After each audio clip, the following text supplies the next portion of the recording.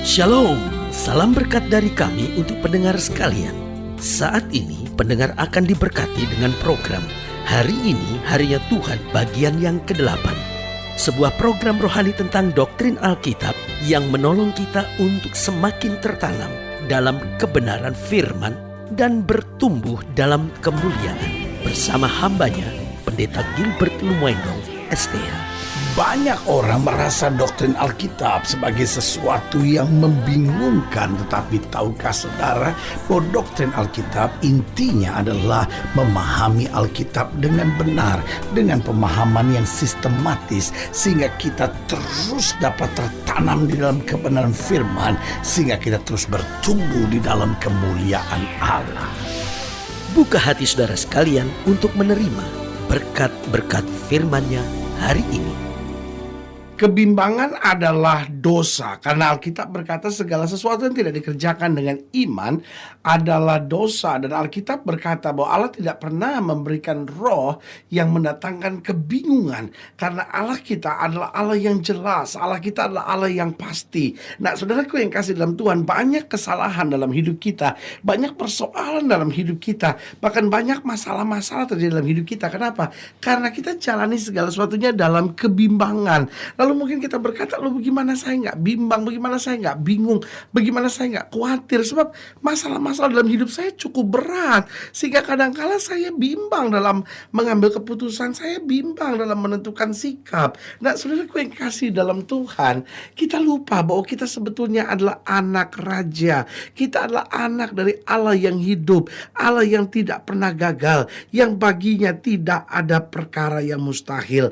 Makanya Alkitab berkata jelas, orang yang bimbang tidak akan tenang dalam hidupnya. Alkitab berkata, jika kamu kekurangan hikmat, minta kepada Allah yang memberikan dengan murah dan tidak membangkit-bangkit. Artinya gak perlu kita bimbang, gak perlu kita khawatir. Kita minta hikmat dari Tuhan, kita beriman, kita andalkan Tuhan, maka kita mendapatkan kepastian, kita mendapatkan ketenangan. Alkitab berkata, seperti Bapa yang sayang kepada anak-anaknya, demikian Tuhan sayang pada orang yang takut akan Dia. Saudaraku yang kasih dalam Tuhan, tidak perlu engkau bimbang, tidak perlu engkau khawatir. Kita akan punya Tuhan yang hidup, kita akan punya Allah yang perkasa, kita akan punya Allah yang tidak pernah mempermalukan anak-anaknya. Sehingga ketika kita berjalan seturut dengan firman Tuhan, sehingga ketika kita berjalan menurut perintah-perintah Tuhan, maka kita akan melihat kemenangan yang Tuhan janjikan dalam hidup kita. Haleluya. Selamat datang dalam program kita Hari-Harinya Tuhan, sebuah program rohani yang kembali mengingatkan kepada kita betapa pentingnya kita menjadikan firman Tuhan sebagai dasar keseharian hidup kita.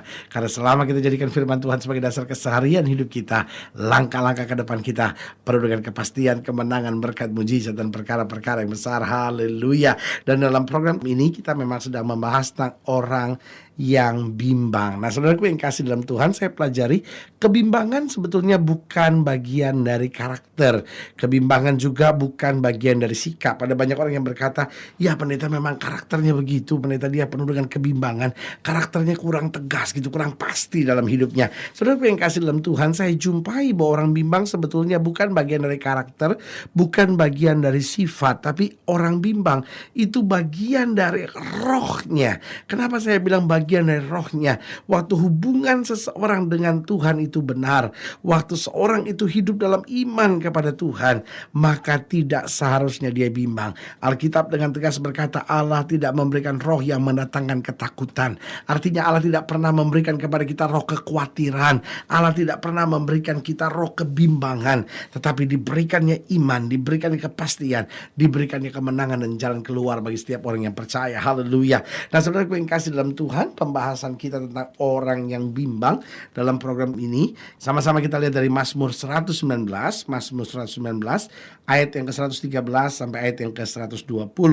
Mazmur 119 ayat yang ke-113 sampai ayat yang ke-120. Demikian firman Tuhan. Orang yang bimbang hati ku benci, tetapi Tauratmu ku cintai. Engkaulah persembunyianku dan perisaiku.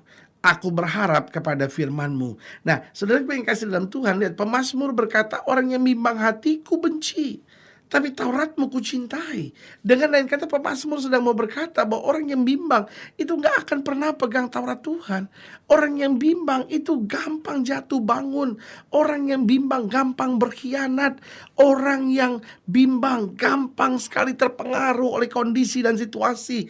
Makanya Daud sedang berkata, Tuhan, aku tidak mau bimbang hati, karena Taurat-Mu kucintai. Engkaulah persembunyianku dan perisaiku.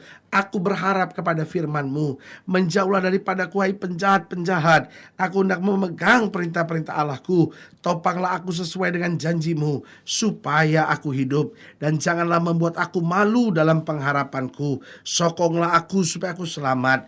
Aku hendak bersuka cita dalam ketetapan-ketetapan-Mu senantiasa.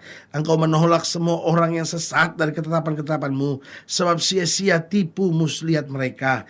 Sebagai sangga kuanggap semua orang fasik di bumi. Sebab itu aku mencintai peringatan-peringatan-Mu.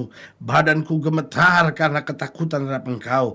Aku takut kepada penghukuman-Mu. Nah, saudaraku yang kasih dalam Tuhan, Daud membandingkan hidupnya antara hidupnya, pergumulan, serta hukuman Tuhan. Tetapi satu yang dia bilang, aku tetap memegang perintah-Mu. Artinya kalau aku memegang perintah Tuhan, aku kuat menghadapi pergumulan, dan aku selamat di dalam penghukuman Tuhan. Tetapi sebaliknya, jika aku tidak memegang perintah-perintah Tuhan, maka di tengah pergumulan aku bimbang, dan akhirnya aku jatuh dalam penghukuman dan penghakiman Tuhan. Nah, saudaraku yang kasih dalam Tuhan, mengapa seorang itu bimbang? Ada banyak orang yang berkata, oh memang karakternya. Atau sebagian berkata, ya karena masalahnya terlalu besar, ya karena persoalan hidupnya terus bertubi-tubi. Tetapi saya pelajari mengapa seorang bimbang. Yang pertama, orang bimbang itu karena tidak meyakini firman Tuhan. Mungkin dia baca firman, mungkin dia dengar khotbah pendeta, tetapi dia tidak meyakini. Paulus berkata begini, kami menaklukkan segala pikiran dan menaklukkannya kepada Kristus. Artinya begini, Paulus berkata bahwa betul kadang-kadang dalam pikiranku ada hal-hal yang questioning the word, artinya meragukan firman Tuhan.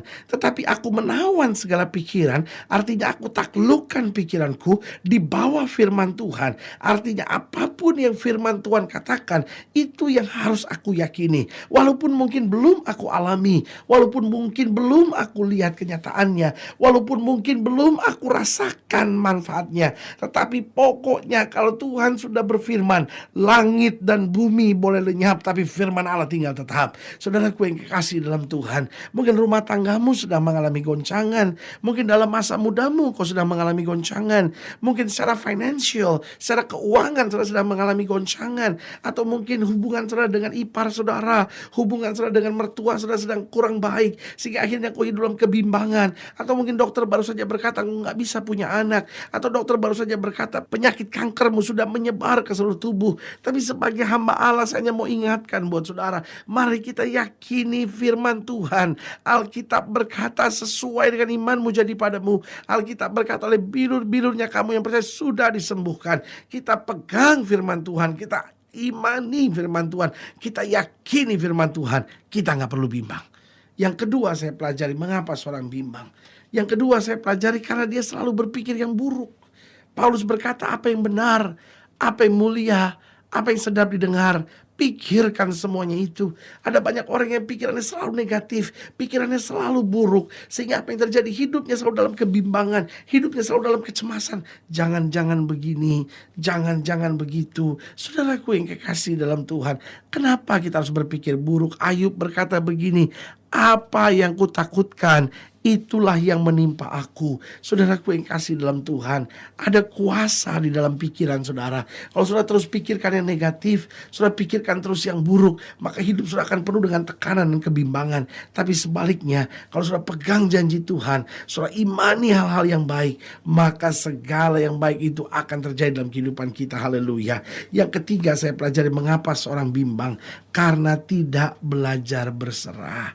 Seorang itu bimbang, kenapa? Karena terlalu ngandel ngandelin kekuatan sendiri, selalu merasa saya bisa. Saudaraku yang kasih dalam Tuhan, hidup Kristen adalah hidup yang berserah. Berserah itu bukan berarti pasrah, menyerah, dan gak buat apa-apa. Bukan itu maksud saya.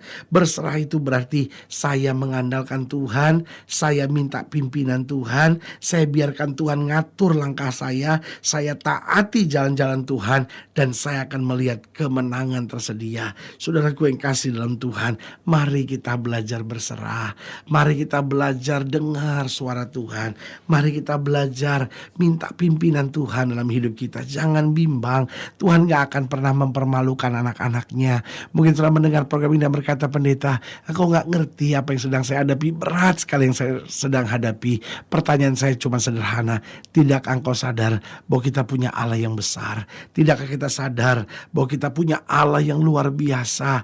Maukah kita berserah kepadanya? Minta Dia yang ngatur hidup kita, minta Dia yang tuntun dalam hidup kita. Maka saudaraku yang kasih dalam Tuhan, kalau Dia menuntun hidup kita, maka kita akan melihat jalan kemenangan. Ingat mengapa orang bimbang? Karena tidak meyakini firman Tuhan. Yang kedua, karena selalu berpikir yang buruk. Yang ketiga, karena tidak belajar berserah. Dan akhirnya yang keempat, kenapa orang bimbang? Karena tidak mau menundukkan segala ketakutannya. Saudaraku yang kasih dalam Tuhan, kadangkala pikiran-pikiran khawatir, kadangkala pikiran-pikiran takut seringkali terlintas dalam pikiran kita.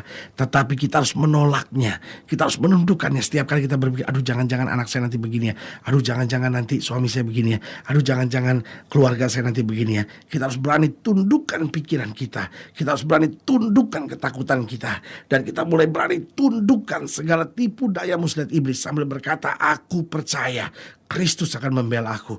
Aku percaya aku akan menang. Aku percaya aku akan melihat mujizat. Taklukkan, tundukkan ketakutan saudara. Pegang janji Tuhan dan selalu mengimani kemuliaan Tuhan nyata dalam hidup kita. Haleluya. Saudaraku yang kasih dalam Tuhan, jangan hidup dalam kebimbangan. Orang-orang bimbang gak akan tenang. Orang-orang bimbang akan ngambil banyak keputusan yang keliru dalam hidupnya. Dan orang-orang bimbang akhirnya akan hidup dalam kegagalan. Tapi orang yang beriman kepada Kristus selalu akan melihat jalan kemenangan yang luar biasa. Haleluya. Saudaraku yang kasih dalam Tuhan, jika saudara nilainya lebih jauh, hubungi kami melalui telepon, hubungi kami melalui surat, kunjungi website kami. Karena kami ada untuk membawa Bapak Ibu saudara senantiasa lebih dekat pada Tuhan dan mengalami kasih kuasa mujizat yang luar biasa. Haleluya. Secara khusus melalui program ini juga saya mau berdoa buat siap saudara yang sakit, siap saudara yang berbeban berat. Karena kita percaya bahwa bagi Allah tidak ada perkara yang mustahil. Atau mungkin saudara sedang mengalami kebimbangan hari ini, saudara boleh taruh tangan kanan saudara di dada dan kita akan berdoa. Mari kita berdoa. Bapa, dalam nama Yesus, hamba berdoa buat setiap pendengar sekalian, khususnya mereka yang taruh tangan kanan di dada, karena membutuhkan zaman Tuhan, kekuatan mujizat dari Tuhan. Hamba doa buat setiap mereka yang terikat dengan kebimbangan selama ini. Bapa, hamba berdoa di dalam nama Yesus, sehingga kami terus meyakini firman. Kami tidak berpikir yang buruk, kami selalu belajar berserah, dan akhirnya menundukkan segala ketakutan kami, dan mengimani janji-janji Tuhan. Hamba berdoa di dalam nama Yesus, Tuhan jamah yang sakit, Tuhan sembuhkan, Tuhan kuatkan yang lemah. Rumah tangga dipulihkan, diberikan suasana sorga. Orang-orang muda diberkati dan melihat kemuliaan Tuhan. Setiap kami, pekerjaan kami, usaha kami, dagang kami diberkati berkelimpahan. Di dalam nama Yesus kami berdoa. Haleluya. Amin. Saudaraku yang kasih dalam Tuhan, kita sudah berdoa. Ingat, tidak pernah Allah lalai menepati janjinya. Inilah saatnya buat kita untuk bangkit bersemangat, bersuka cita dalam menghadapi segala perkara. Karena kita tahu Yesus hidup, Yesus menang, dan Yesus selalu menyediakan yang terbaik buat anak-anaknya. Doa saya menyertai saudara. Sampai berjumpa pada program berikut. Dan jangan lupa, jadikan hari ini harinya Tuhan. Haleluya. Haleluya.